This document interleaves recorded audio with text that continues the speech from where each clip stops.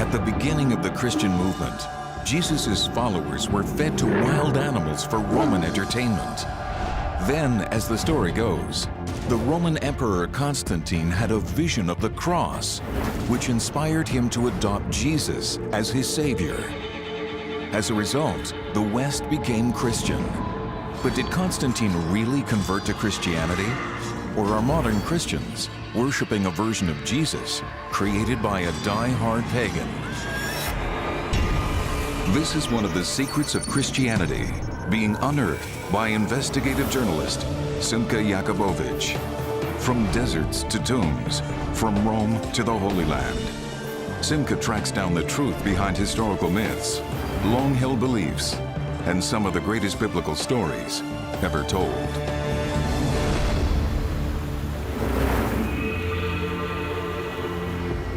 Simcha has come to Turkey, to the city of Istanbul.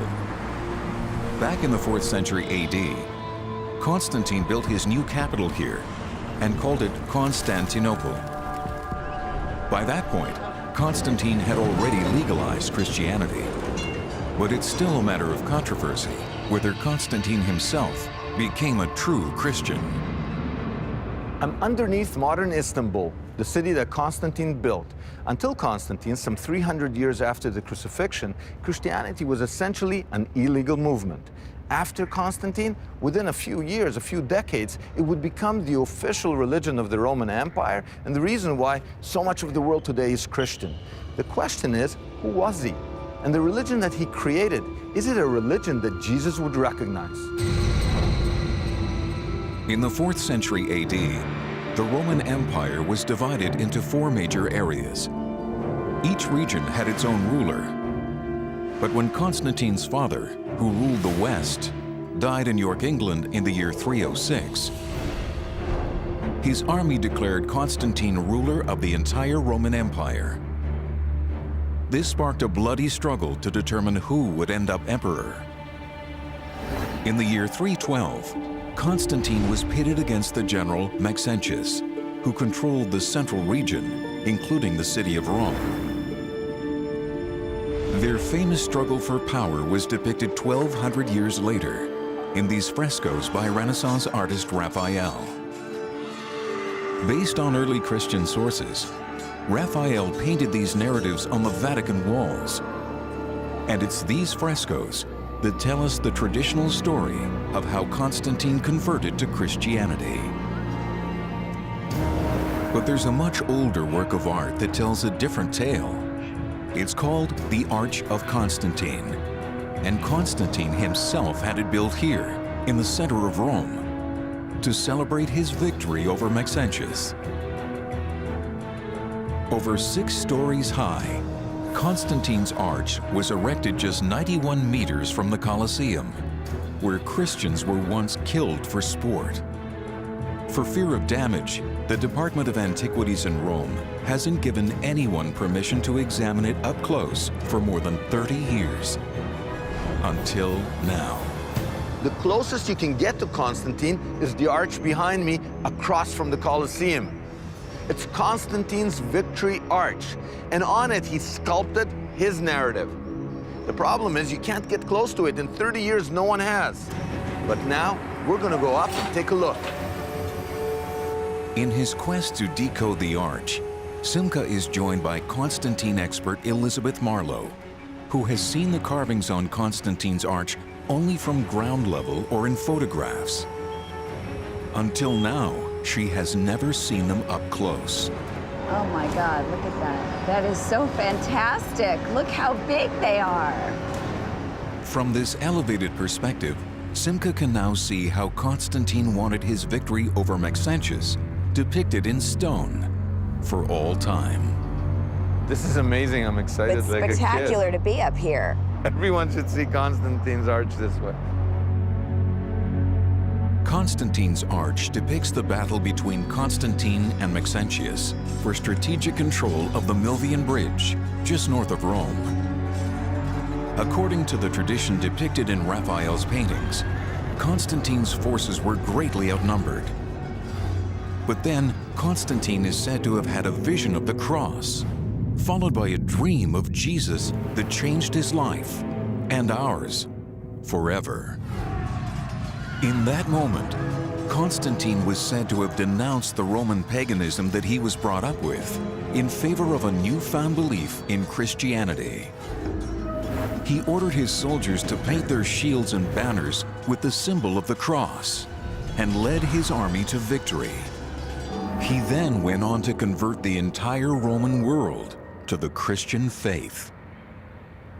That's what the Christian tradition tells us. But what does Constantine's arch have to say?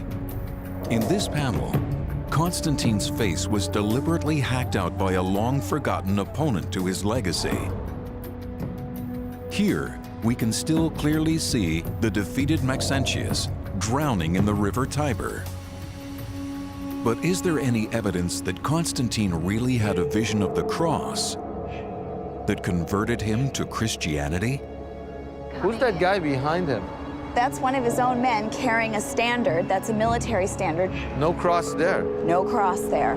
You can't see that from down below. No. I see a shield very clearly. Yes. No cross there. No. No.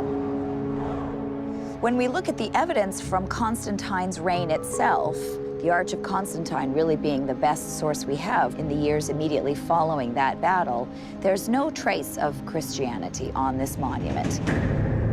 No images of Jesus, no crosses, no Christian symbolism anywhere on his arch. Considering his vision, you would think Constantine would be championing Christianity. Is it possible that there was no vision at all?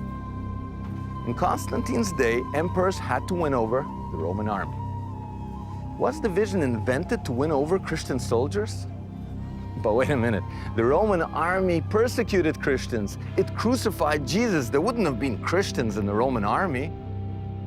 Maybe there were.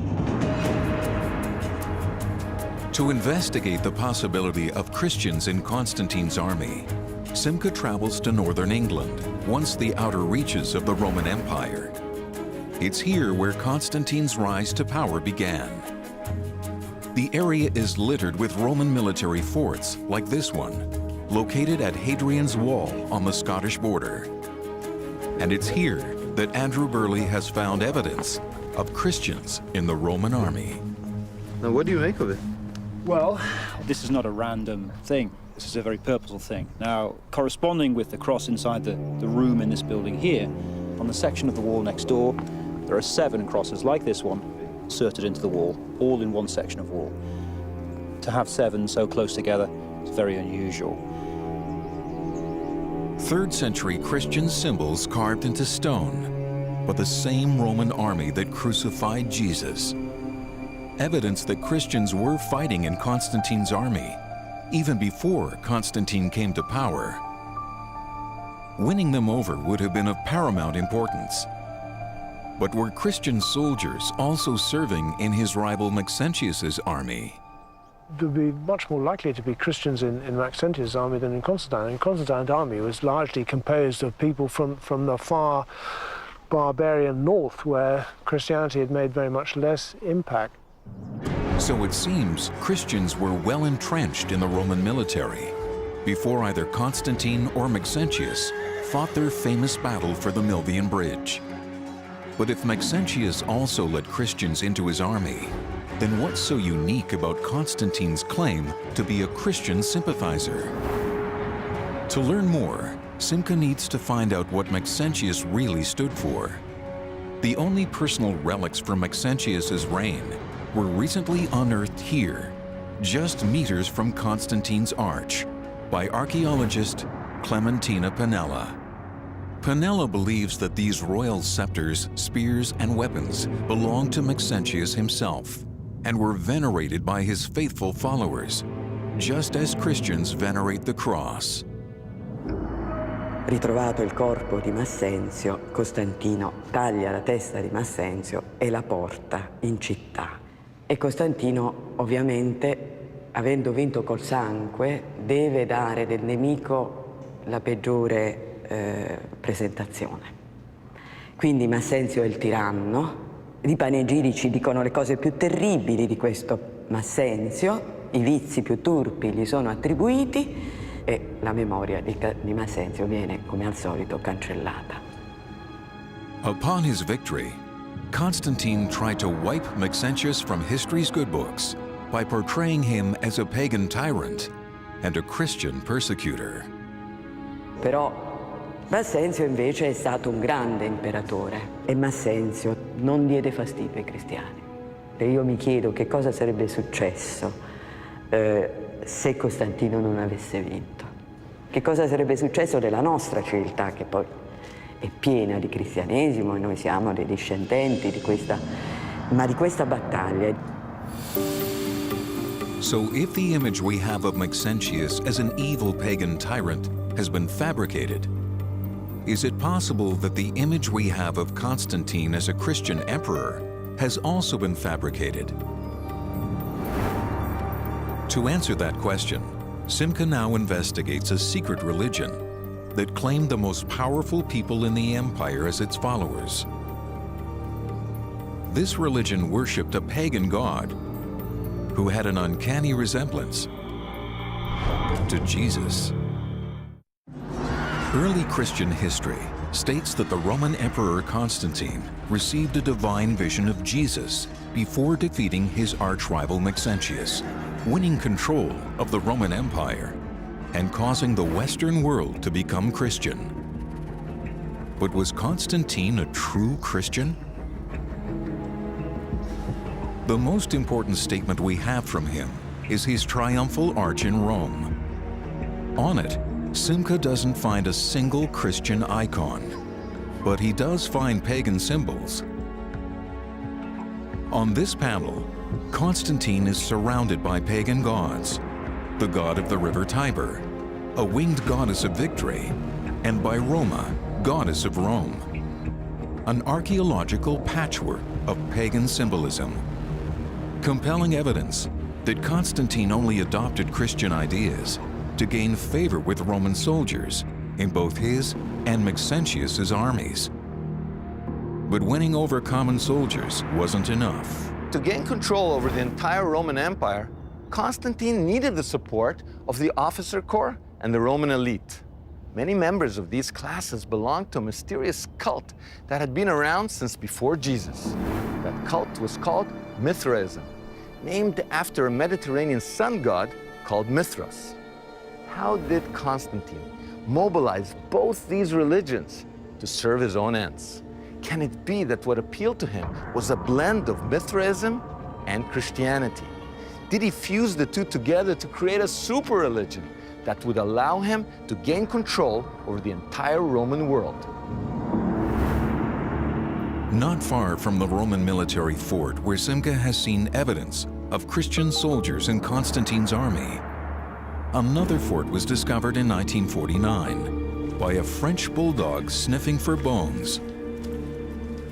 But instead of bones or Christian symbols, this fort revealed a special temple built by Roman officers that were devoted to the pagan god, Mithras. My father's dog, same breed as this one, a French bulldog, was sniffing around and found the middle altar. As you can see, it's very wet here. It was all preserved due to the dampness. Now this is close to the Roman fort? Yes, and it was 500 foot soldiers, and Mithras was for the officers. So that's why it's so small.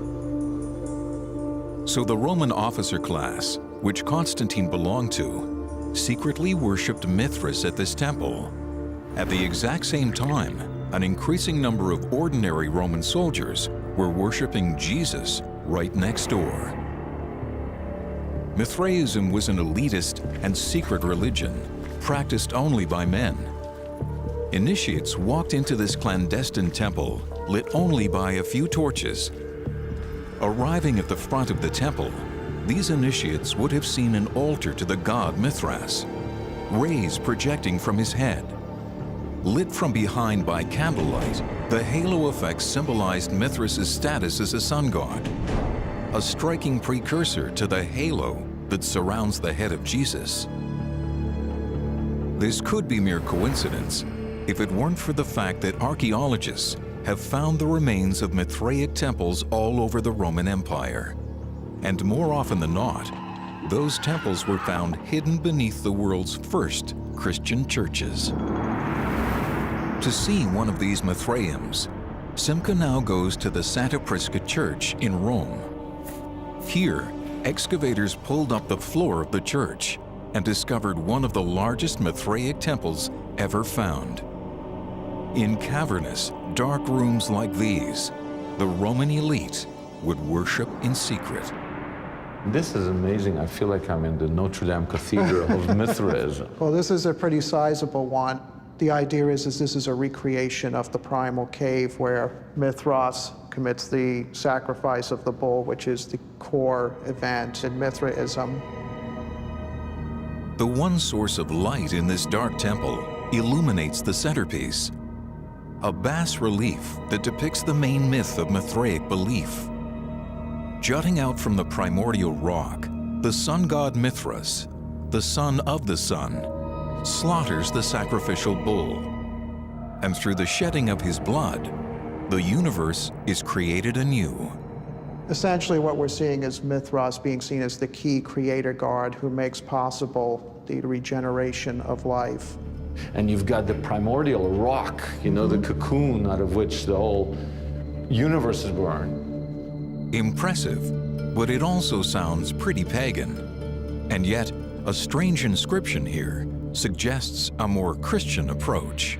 We don't have many inscriptions of Mithras. Right. It's a secret, and they didn't write that much. This is unusual, this place, that it does have a very faded inscription. That is correct. One particular text, the Latin translates as, "And you have saved us through the shedding of the eternal blood." You have saved us through the shedding of the eternal blood. Yes. So here, the central bloodletting Yes. is seen as an act of salvation. Yes, and the key event in the whole nature of cosmic creation and the whole nature of life. Mithras sacrifices the bull and spills its blood, strangely corresponding to the Christian concept of Jesus offering his own blood to save mankind. But the similarities don't end there. A lot of the Mithraic rituals very closely corresponded to what the Christians would do in their worship. The sacred meal that they would participate in is taking the body or the blood of this sacrifice by sharing a meal of bread and wine. Here? Here. So it's communion. It's basically a communion, a Eucharist, and those who partake in this feast will live forever. So just as Christians reenact the Last Supper with Jesus before his death, a form of communion was also practiced here. And just as Jesus died and was resurrected, so was Mithras, which is why at this altar, Mithras is pictured right next to a sculpture of an Egyptian god. And this particular god, if you look carefully at his forehead, you notice that little lock that hangs down there. That's actually would signify that he is the reconfiguration of the god Osiris. And Osiris is the dying Exactly. and resurrecting Right. god of the Egyptians. Right. Just like Christians, Mithraeus believed in the concept of resurrection, which may explain why both religions were popular to members of the Roman military.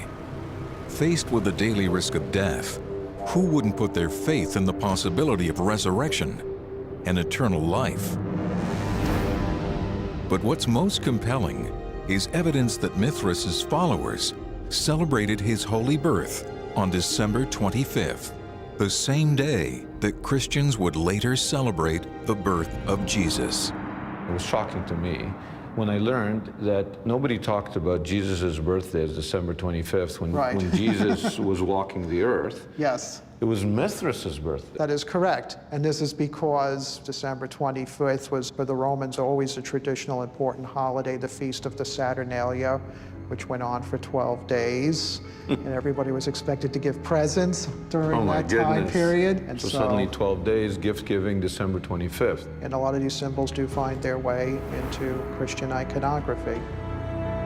As it turns out, Mithraism is embedded in the Gospels themselves through the story of the three wise men. At the Church of St. Apollinare Nuovo in Ravenna, Italy, the iconography is still Mithraic. Here we have the three wise men, also known as the Magi. This is the scene that's recounted at the birth of Christ, that these three wise men are bringing these gifts to the Christ child. And the hats that they're wearing, in Greco-Roman art, this sort of became the standard hat that would be used in their artwork to denote somebody who's an Easterner. But these hats weren't worn by just any non-Christian from the East. Called Phrygian caps, they were the official hats of the Mithraic priesthood, also known as the Magi. Even Mithras is depicted wearing the same style of hat. And although there are no Christian symbols on the Arch of Constantine, the arch is literally ringed by 8 Magi-looking figures wearing the Phrygian hats of the Mithraic priesthood. But if Constantine was the worshiper of a sun god, how could he have championed Christianity? Unless he created a new version of Christianity, partially fashioned in the image of Mithraism. To do that, he would have had to convince Christians that he was one of them, while in reality supporting the introduction of pagan ideas into their faith. And to do that, I believe Constantine needed the help of someone working on the inside of the early Christian church. Constantine is known to history as the emperor who converted the Roman Empire to the teachings of Jesus. But the Arch of Constantine has no Christian symbolism on it whatsoever. And evidence found beneath the first Christian churches suggests that Constantine fused Mithraism with Christianity to win the patronage of the powerful Roman elite. But this leaves one problem. How could Constantine get true Christians to go along with his version of their faith? And what about the founding fathers of the church? After years of persecution, of worshiping in secret, surely they wouldn't let Constantine manipulate their religion for his gain. Or would they? There's compelling evidence to suggest that Constantine's vision was a postscript to what really happened at the Milvian Bridge. As it turns out, while Constantine was still alive, there was only one church father who recorded Constantine's life and his celebrated conversion to Christianity. His name was Eusebius, and besides becoming Constantine's sole biographer, he also became Constantine's right-hand man in the Christian world. According to Eusebius's writings, it's here at the Milvian Bridge, north of Rome, that Constantine had a vision of the cross and a dream about Jesus that inspired him to win the battle and change the world forever. So here's the Milvian Bridge.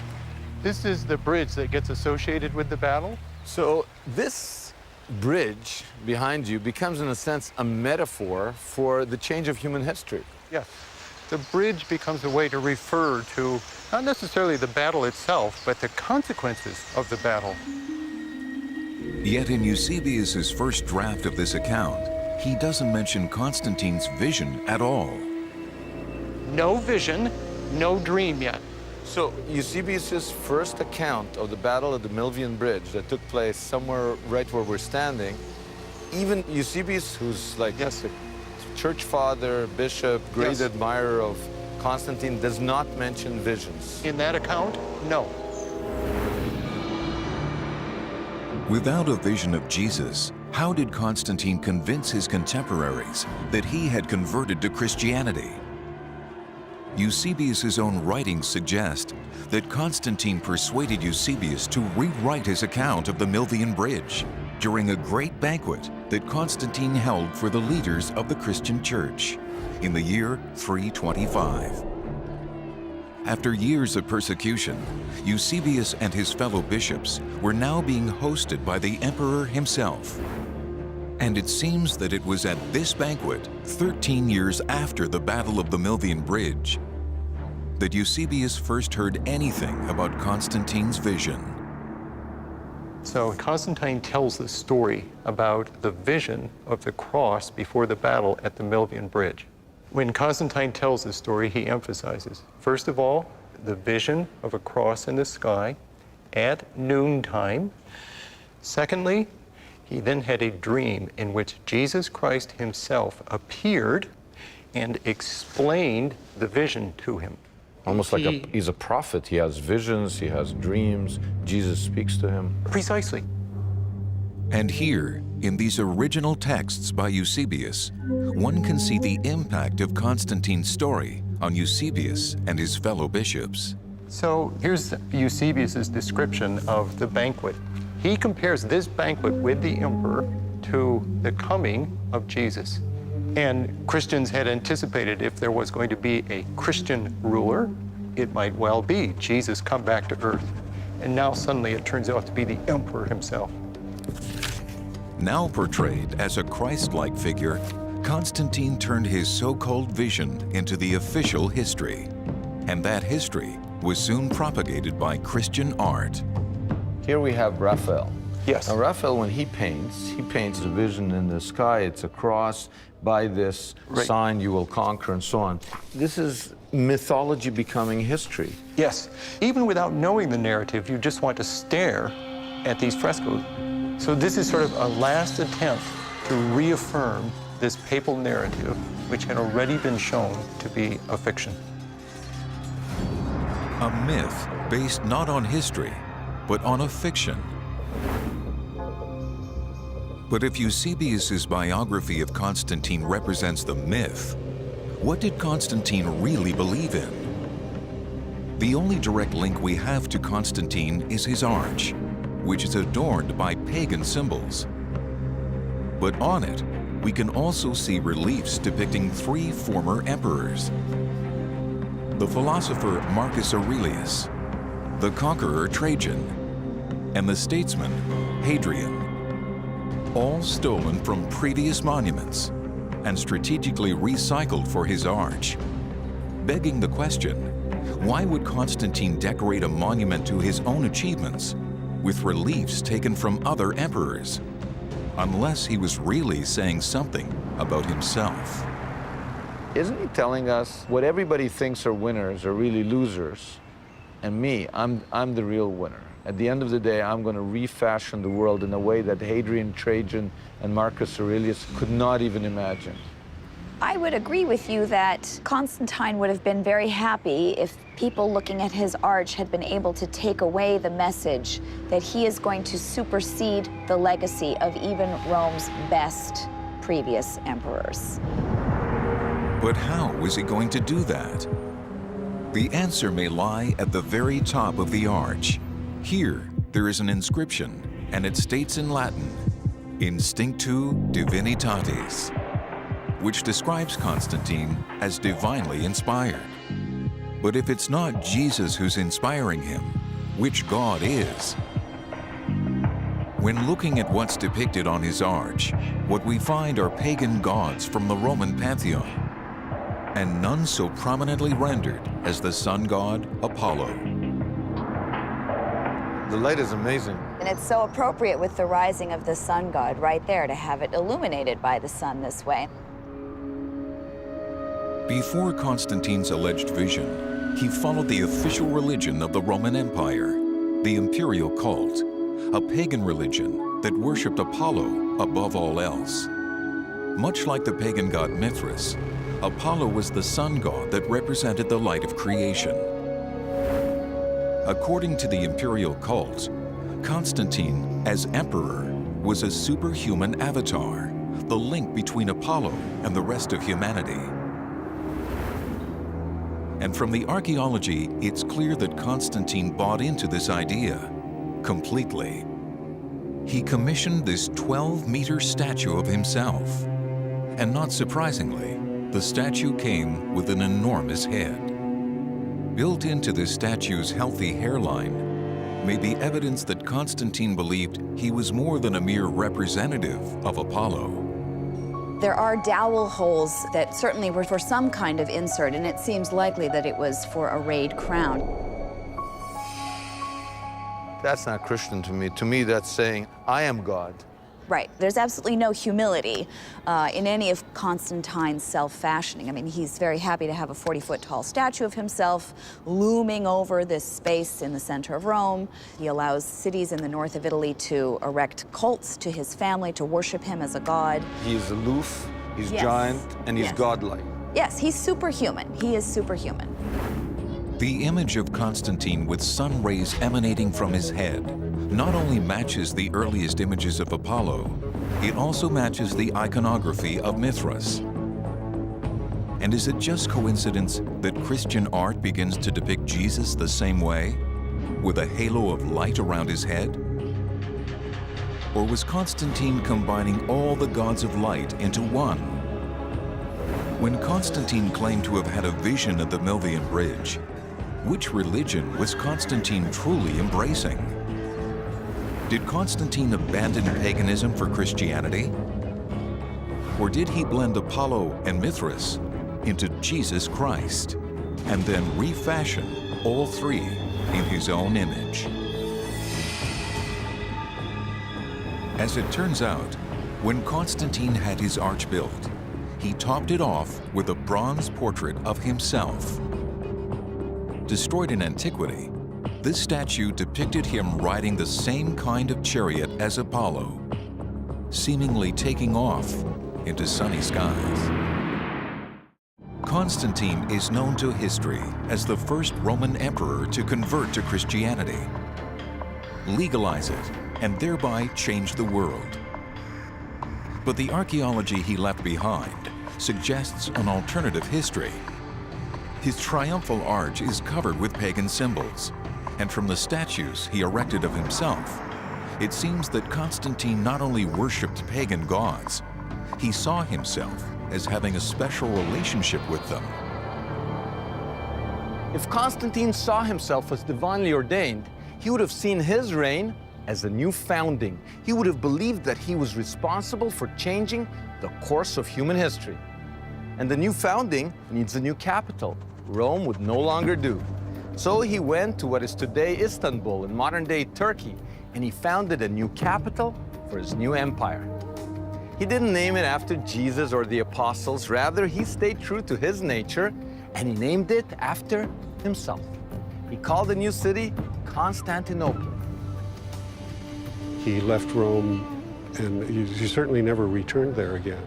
Settled on this incomparable site. It bridges the two continents. It's strategically and tactically located in virtually an ideal position, easily defended. And I think he wanted a monument to himself. He wanted his own city with his own imprint on it. Despite Constantine's reputation as the first Christian emperor, the most dominant feature of Constantinople's skyline was not a Christian church, but a giant column that was once topped by a huge bronze statue of the sun god, Apollo. The statue is long gone, and the column is under renovation. But at the time of Constantine, people were worshiping the sun god here.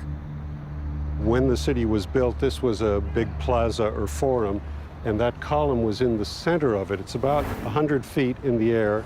What's significant about it is that in subsequent years, Christian bishops and theologians were very upset about the fact that the people of Constantinople conducted divine services here. And yet, Constantine's statue of Apollo was not like other pagan images. He did make a slight modification to it. He replaced Apollo's face with his own. But what's even better is the tradition continues that in this statue, he put a relic of the true cross.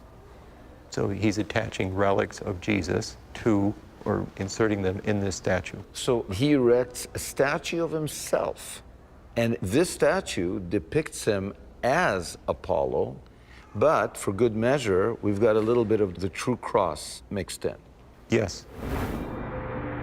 Did Constantine pull off the greatest hoax of all time by pretending to be a Christian? Was he actually equating himself with both Apollo and Jesus?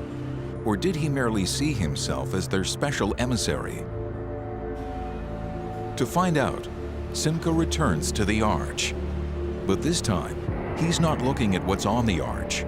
This time, he's looking at how the arch was positioned. From this bird's-eye view, he is reminded that Constantine's arch is off-center by almost 2 meters from the original road that ran through it. But why? The Romans were famous for their feats of engineering. Surely they wouldn't make a mistake when building the emperor's new arch. There had to be some other reason, a reason that must be hiding in plain sight. Based on ancient records, we know that during Constantine's time, there was a colossal statue that stood 108 meters behind the arch. But this was not just any statue. It was a 30-meter-high monument to Apollo. Is there a connection between the statue and the arch? Expert Elizabeth Marlowe thinks she's found that connection. So then I started playing around on the living room floor in my apartment, where I made a little cutout of the arch and I propped it up, and I got a doll and I set him up and then set the arch up in front of him, and I worked out the proportions very carefully, lying down and peering through the central passageway. For me, that was the aha moment. Based on her living room reconstructions, Marlowe came up with a compelling new theory as to why Constantine's arch was built where it was. But to prove her theory, Marlowe first had to brave rush-hour Roman traffic so that she could gain the right perspective. The evidence on the ground confirmed her hypothesis. Constantine's arch was built off-center on the road so as to perfectly frame the Colossus of Apollo behind it. According to Marlowe, as you entered Rome, you would have seen Apollo's head looming above the statue of Constantine on his arch, as if watching over Constantine. But as you moved closer to the arch itself, the sun god would have dropped below Constantine until he was left standing in the center of the main archway. At the point when the statue is framed in the central passageway, it is the figure of Constantine that is now looming above in the sky. As the sun is setting, what is rising is Constantine, yes, yes. The arch is literally a reframing of the sun god, with Constantine on top of the arch. Marlowe has revealed a clear example where, on the surface, Constantine seems to be putting himself under Apollo, but covertly, he is letting us know that he is greater than Apollo. Can it be that he did the same with Christianity, seemingly worshiping Jesus while replacing Jesus with himself? Our investigation has revealed that Constantine merged the great pagan sun gods Mithras and Apollo and replaced their images with his own. Maybe that's not blasphemy by Christian standards, but it does tell us what Constantine thought of himself. By depicting himself with rays of light coming out of his head, Constantine was telling the world that he was to be worshipped as a god. Now, where does that leave Christianity? Was Constantine willing to step aside and bow down to the king of the Jews as any Christian would? I don't think so. I think Constantine took Jesus and refashioned him in his own image, thereby turning the anti-Roman rebel we read about in the Gospels into a symbol of Roman imperialism. To find evidence for this, Simca travels to the Archbishop's Chapel in Ravenna, Italy, where there's a 6th century mosaic that depicts Jesus in a whole new light. That's a mosaic of Jesus dressed as a Roman soldier.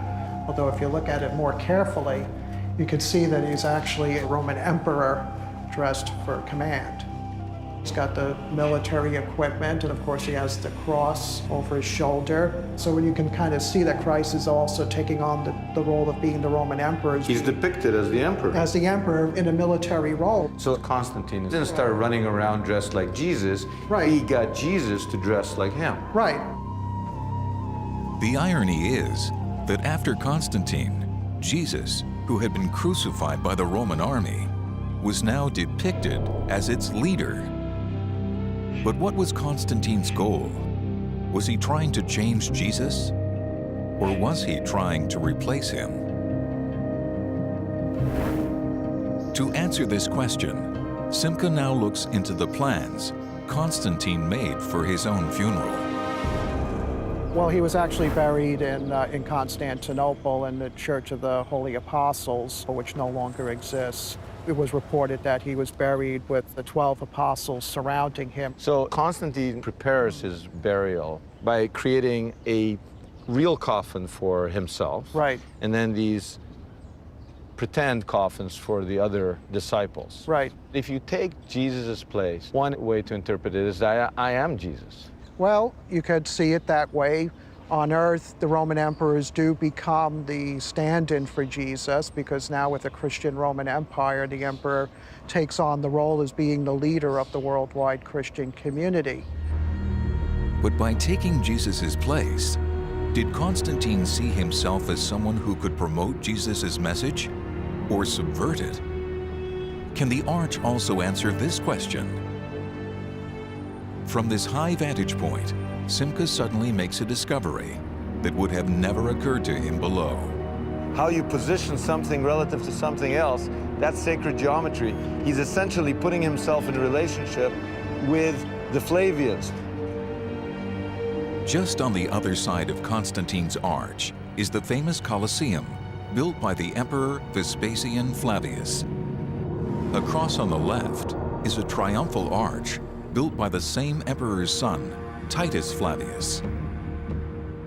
And in the center, where there is now a circular depression in the grass, once stood a giant fountain built by Vespasian's other son, Domitian Flavius, one of the greatest persecutors of early Christianity. Why would Constantine want to associate himself so intimately with the Flavian dynasty?